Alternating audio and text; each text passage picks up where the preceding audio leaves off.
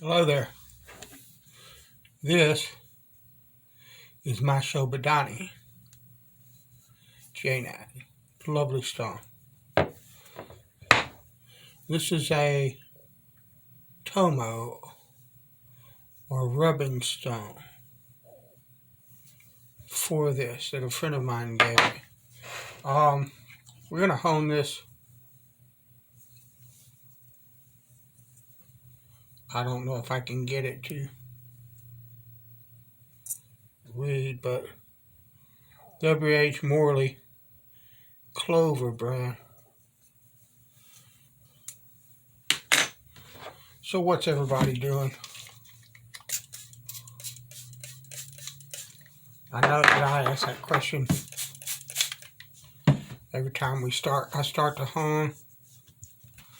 That's pretty much like my standard opener.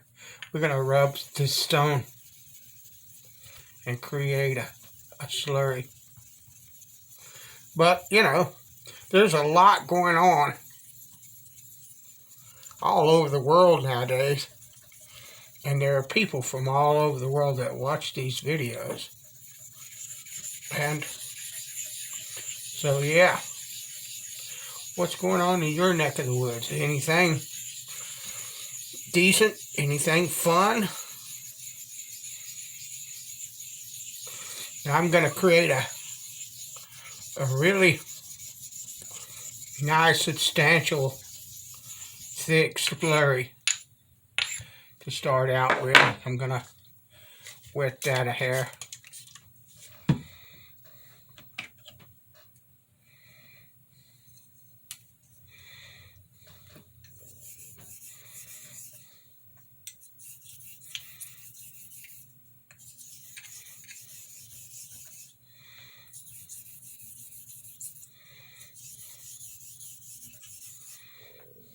This is a lovely stone. This is, as long as I had a decent bevel,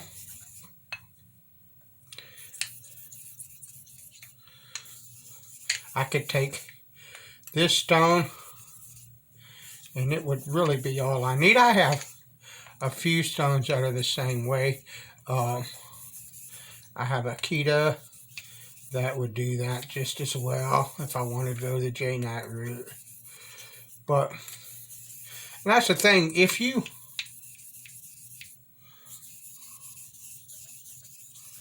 learn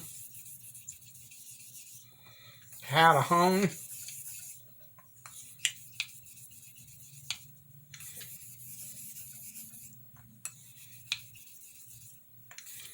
there's all kind of ways that you can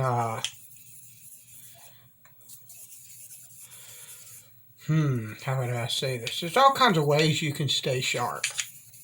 All kinds of ways that you can bring a razor up to and keep a razor at shaving sharp. You can go natural, or you can do a honing progression with synthetics.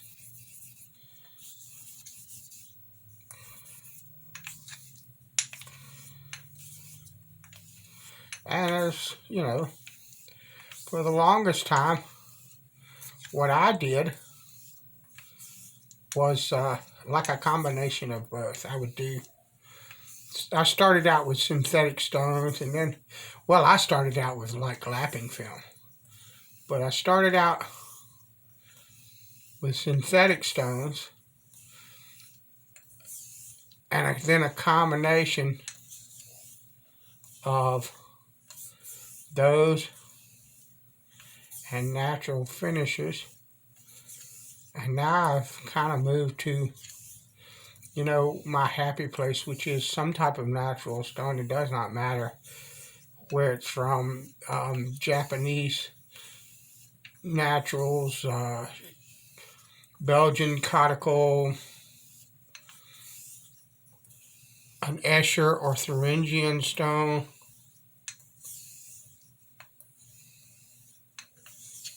They all do wonderful things to the edge of a straight razor.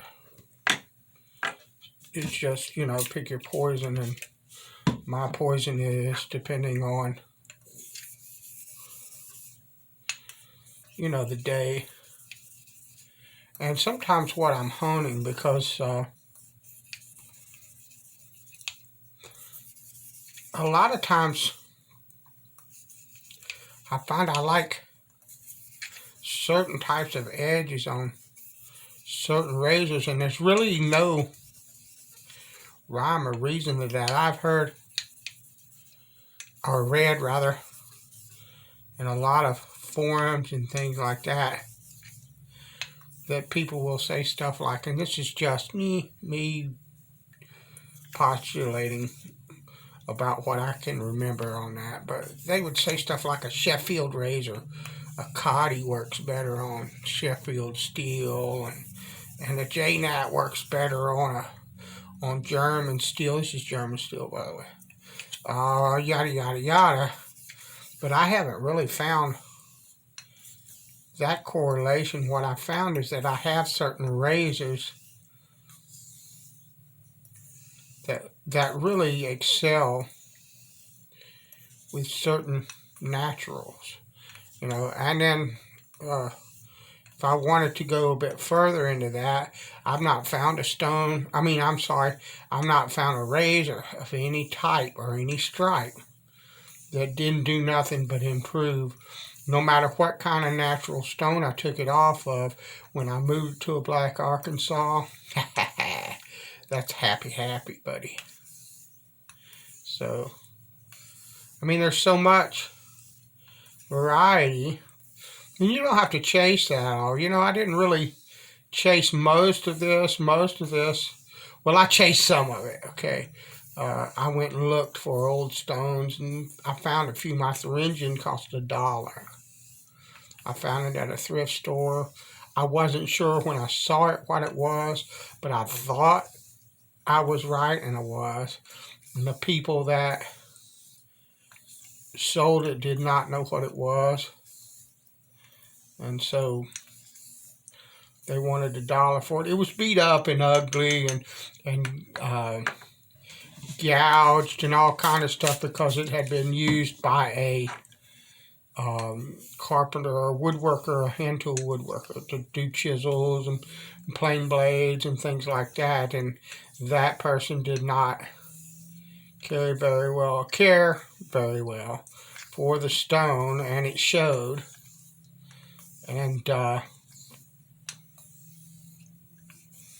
they didn't know what it was. It was ugly, and they put $1 on it. I looked at it, flipped it over, and saw a part of the label, but the label was so obscured with dirt and oil and all kind of stuff that I couldn't tell what it was.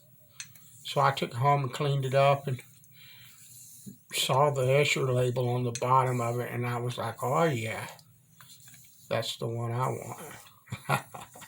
And it's a fantastic stone. I have a Japanese natural Kita that I found that I paid $6 or $8 for. I believe it was 6, but it might have been 8,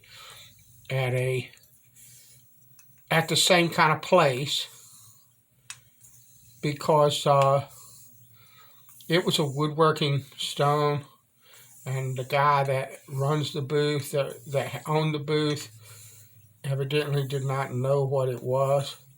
So he put $6 or $8. I think it was 6. I might be wrong. It might have been 8. But he put $6 or $8 price tag on it. I looked at it, and first thing I thought was it was a Hindu stand because of the color. And then I looked at it a bit closer, and I was like, no, that's a J-Nat. You can find my Cotty, my vintage Cotty that I have, cost $6. That's a number that keeps repeating. It cost $6 because it was broken in half. The Belgian blue part of the stone had separated from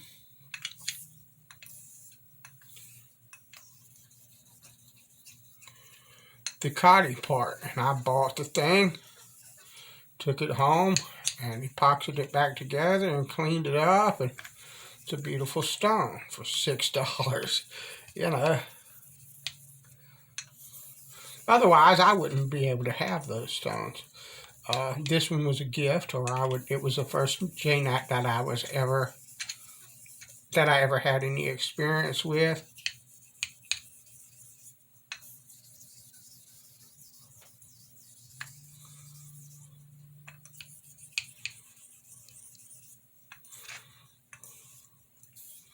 And it's still fantastic. But I mean, I was trying to say, I guess, that you really don't have to chase that. You can find a combination of that works for you, or a stone that works for you.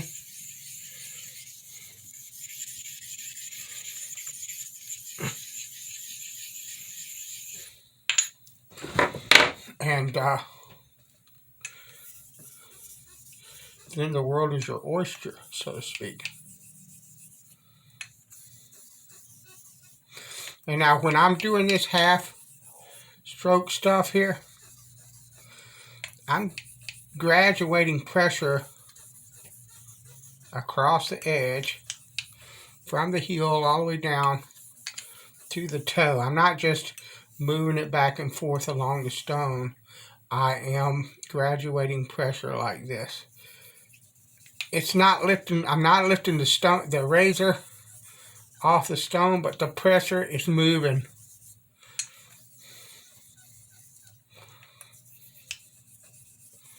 from one part of the razor to the other. And the reason for that is I want to hit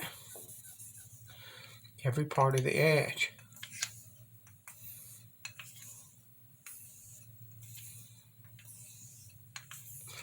And I want the thing not to develop a frown. I want it to stay with a bit of a curve to the blade. And I'm using a slight bit of torque as well. Not a lot, but a slight bit. And I'm not timing. I'm not trying to get anything over fast, nor anything like that. I'm just honing the razor. Okay. And I'm refreshing the slurries when they break down and they get a bit different color on them.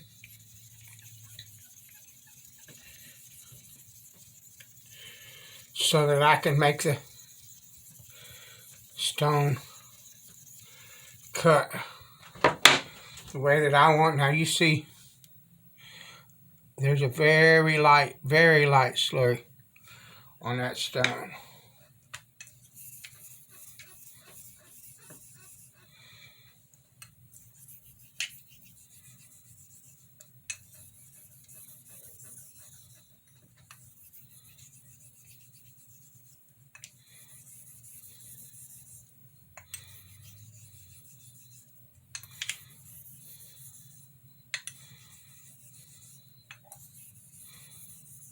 On short stones like this, I tend to use these or circles. But I'm always, no matter what I'm doing that graduation of pressure across the stone. As a matter of fact, you can kind of see, if you pay close attention, you can watch my hand sort of, it's very slight. You may not be able to pick it up. But I do that because I'm trying to bring that stone, I'm trying to get all of that stone, every last bit of it. Okay, now what we're going to do is we're going to lighten up on the pressure.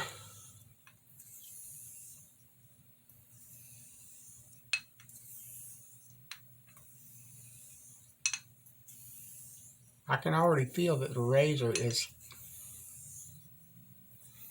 pretty much done. But we're going to give it just a bit more because I don't want to stop yet. That's pretty much what it is. I haven't used this stone in a while, and it's a pleasure to use it.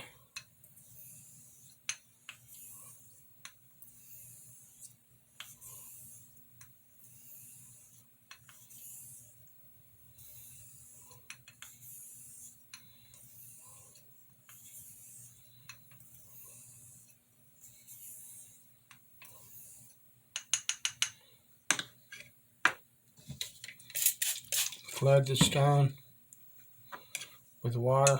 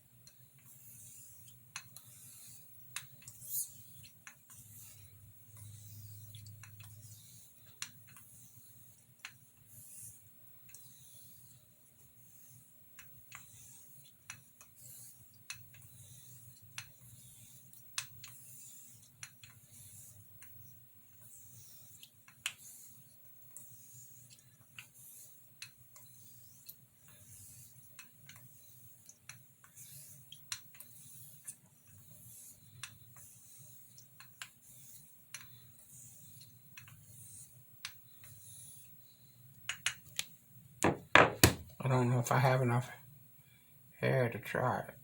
No, I don't.